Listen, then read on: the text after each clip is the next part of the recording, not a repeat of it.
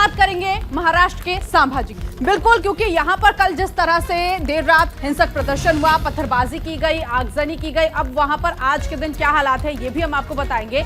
लेकिन देखिए, दो लोगों में ये विवाद शुरू हुआ और दो लोगों में विवाद दो गुटों में बढ़ गया और दो गुटों में जब ये विवाद हुआ तो आगजनी हुई, पत्थरबाजी हुई। तो महाराष्ट्र के संभाजी से ये बड़ी खबर मिल रही है, जहां कल देर रात दो समूहों में पत्थरबाजी की गई और पत्थरबाजी के बाद आगजनी की गई है। बड़ी जानकारी इस वक्त की, वहां पर हालात देर रात किस तरह के हुए देखिए, गाड़ियों को आग के हवाले कर दिया गया, भारी नुकसान पहुंचा है। सीधे तस्वीर आपको आपकी टीवी स्क्रीन पर दिखा रहे हैं कि किस तरह से महाराष्ट्र के संभाजी में उपद्रवियों ने पुलिस की गाड़ियों को भी फूंका है। और इस पूरे मामले को लेकर क्या कुछ कहना है वहां पर, जब ये हालात पनपे, आखिर क्यों ये दो गुटों में जिस तरह से झड़प हुई, हिंसा हुआ, आखिर वहां पर स्थिति ऐसी कैसे बन गई, ये भी हम आपको सुनवाएंगे कि क्या कुछ कहा जा रहा है। लेकिन देखिए तस्वीरें, अभी भी पुलिस जो है वहां पर अलग अलग जगहों पर मौजूद है कि दोबारा ये हिंसा ना हो जाए। फिलहाल सुनिए।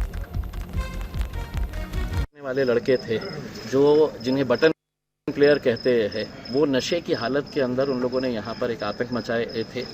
दूसरी बात यह है कि मैं इस बात से बड़ा चिंतित हूँ कि इतनी बड़ी घटना होने के बावजूद भी पुलिस का जो रवैया था और पुलिस जिस देरी से पहुंची है, ये क्यों पहुंची है, क्या इनका इरादा था, इतना होने के बावजूद भी यहाँ पर कोई सीनियर ऑफिसर मौजूद नहीं था। उसमें चंद पुलिस वाले थे, लेकिन वो भी पुलिस वाले इतने घबराए हुए थे यकीनन कि इतना बड़ा क्राउड वहाँ पर था बाहर, लेकिन एडिशनल फोर्स यहाँ पर क्यों नहीं पहुँच पाई है। हम चाहेंगे कि इसकी डिटेल इंक्वायरी। छोटी सी अनबन को लेकर बड़ी संख्या में कुछ समाज कंटक लोग यहाँ इकट्ठा हो गए थे किराड़पुरा में, और यहाँ उन्होंने स्टोन पेल्टिंग करी है, कुछ पुलिस के वाहन भी उन्होंने जलाए हैं, कुछ प्राइवेट वाहन जलाए हैं। पुलिस ने इन सभी लोगों को बल का इस्तेमाल करके उनको यहाँ से निकाल दिया है। तब यहाँ पूरी शांतता है। और आज दिन भर जो रामनवमी के निमित्त कार्यक्रम होने वाले हैं, वो सभी से मैं अपील करता हूँ कि आप शांति से उत्साह के साथ अपना कार्यक्रम सेलिब्रेट करिए। और पुलिस अपनी ओर से जो भी दंगाई थे, जो भी मिसचीफ करने वाले लोग थे, उन पर कड़क से कड़क बोलेंगे। हाँ, सबको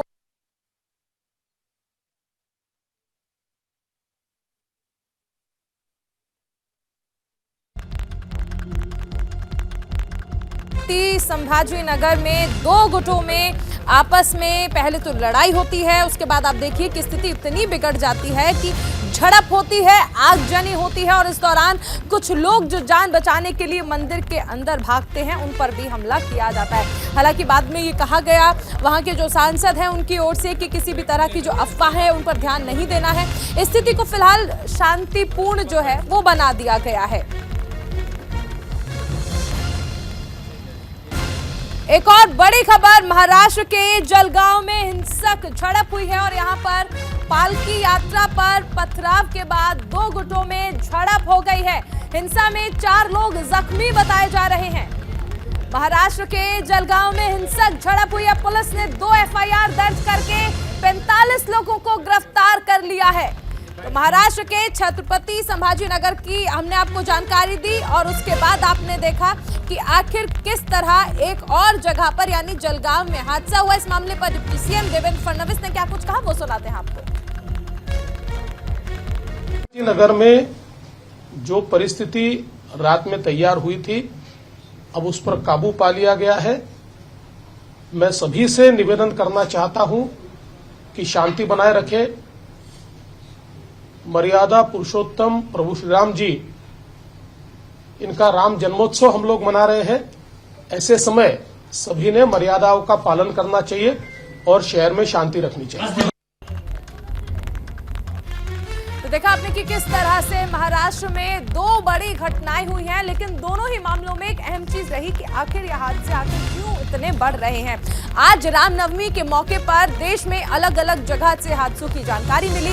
इंदौर में हादसा हुआ, इसके बाद आपने आंध्र प्रदेश में भी देखा, लेकिन महाराष्ट्र में 2 जगह पर हिंसक झड़प हुई है। हमारे साथ सहयोगी शुभम पांडे जुड़ गए हैं। शुभम, महाराष्ट्र में एक साथ 2 जगह पर हिंसक झड़प हुई है, इसके साथ हमने ये भी देखा कि स्थिति इतनी बिगड़ गई कि आगजनी की तस्वीरें भी आई और उसके बाद टीम गठित की गई है। बिल्कुल, देखिए चारों जी, दोनों घटना बीती शाम की है। पहली से अगर हम संभाजी नगर की बात करें तो रात तकरीबन 12:30 बजे के आसपास रामनवमी मनाने के लिए क्या रामनवमी कल से तैयारियां शुरू हो जाती है। मंदिर में 2 गुटों में झड़प हुई। झड़प इतना बढ़ गया कि वो हिंसा और सांप्रदायिक का रूप वहां पर उसने तस्वीर ले ली।